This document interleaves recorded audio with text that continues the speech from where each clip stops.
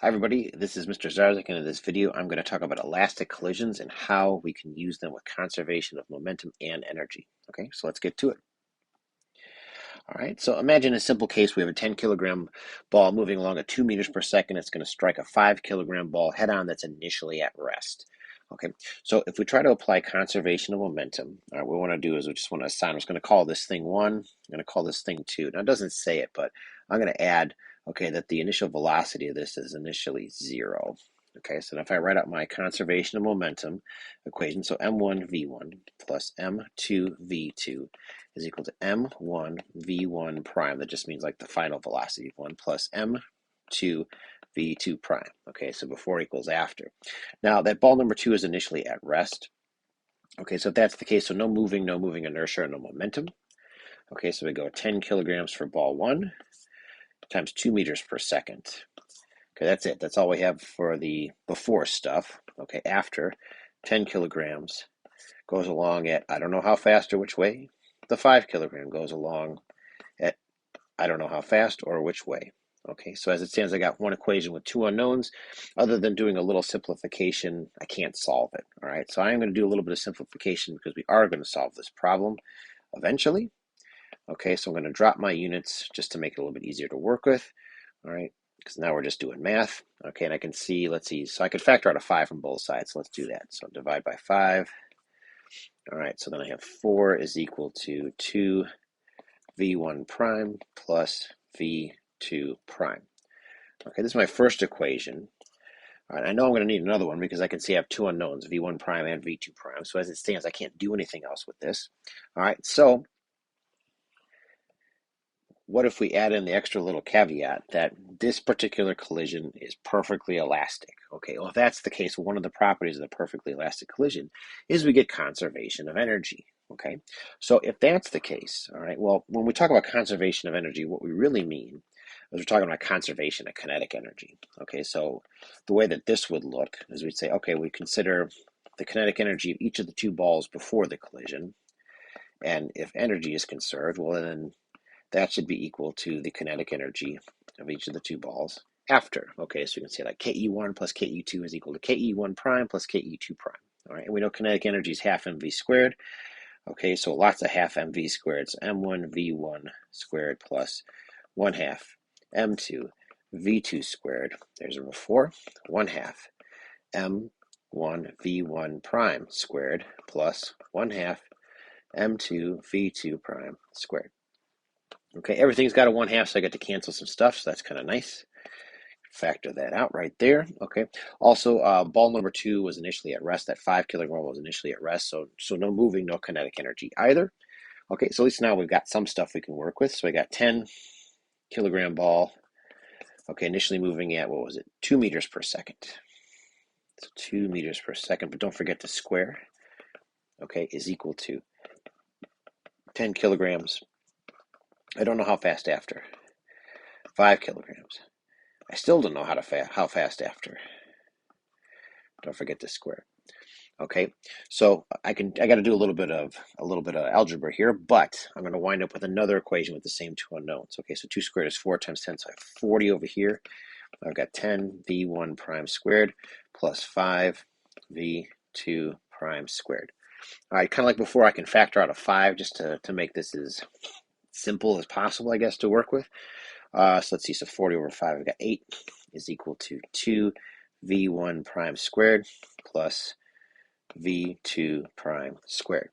Okay, and so I'm going to call this my second equation. This is number 2 here. All right, what's important is it's got the same two unknowns, v1 prime and v2 prime. Same two unknowns as I had before.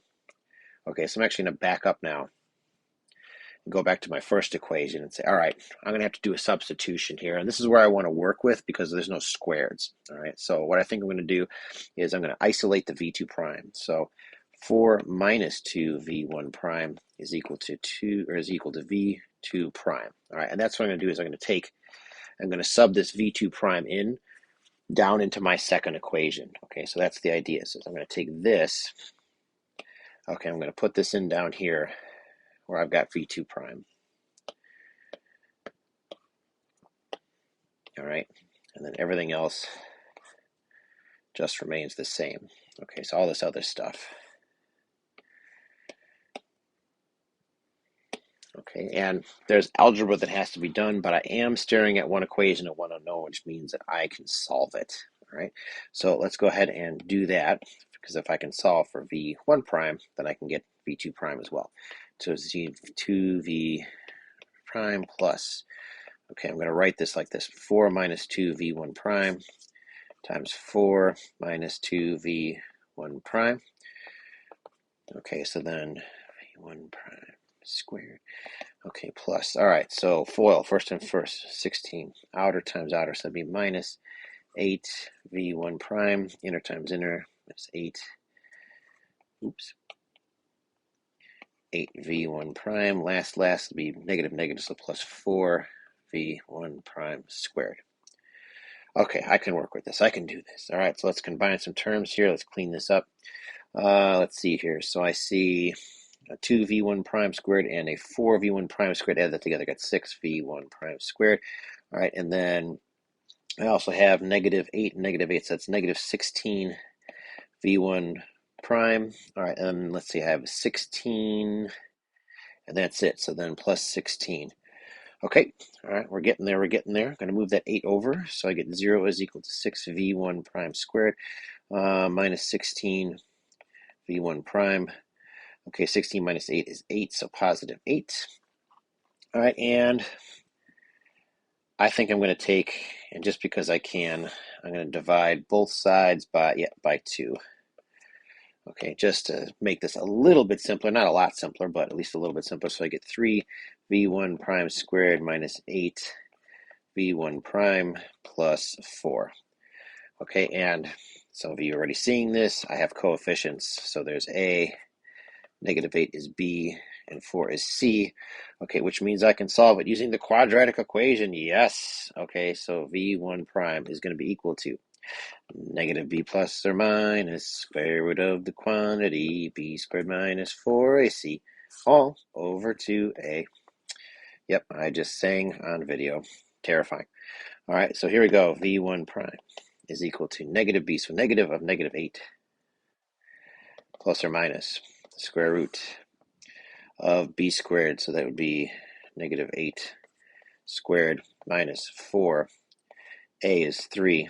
C is 4 all over 2a, so 2 times 3.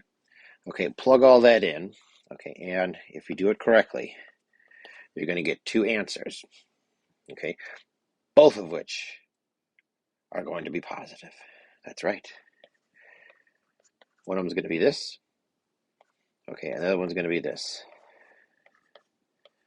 Okay, it'd be like a 0.66666 repeating. So then, oh no, they're both positive, but honestly, velocity is a vector, so it can be positive or negative. So which one is the answer?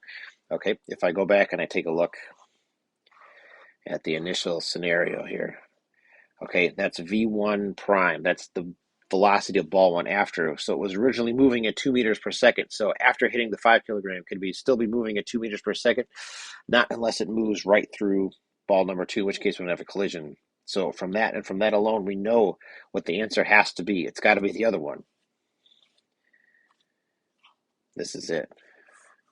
Okay, this is our v1 prime. Okay, that's the answer. Yay. Okay, and of course, we need to know what both of them are. Okay, but if I know what v1 prime is, all right, well, then I can go back to my original equations. Okay, and I could plug in for v1 prime into this one and square. I don't want to square it. Nope. I'm going to plug it into this one. Yes, I like this one much better because that will get me my v2 prime. Okay, and that literally is, that's 2/3 unrounded, by the way. Almost done. 2/3 meters per second. Okay, so back to that equation number 1. I'm going to take and plug that in for v1 prime. Okay, so 4 minus 2 times this 2/3, all right, is equal to v2 prime. All right, so then I have 4 minus, let's see, that'd be 4/3. So that's 1 1/3. is equal to v2 prime. Oh boy, fractions. Okay, so then what would that be? That's going to be 2 and 2/3. So 2 and 2/3 would be 2.667 meters per second. That's v2 prime. All right, so there it is. All right, it's a bunch of math, but it is just that. It's just a bunch of math. Okay, if I go back real quick and take a look at this and say, all right, well, the 10 kilogram ball is initially moving at 2 meters per second. It strikes the 5 kilogram ball. It slows down, okay, to only 0.6666667 meters per second, or 2/3 of a meter per second. Okay, ball number 2 speeds up from 0 up to 2.66667, or 2 and 2/3 meters per second. All right, so there we go. That's how we can combine conservation of momentum and energy to solve for stuff with less initial information. All right, this is Mr. Zarzik saying thanks for watching, and I will see you next time.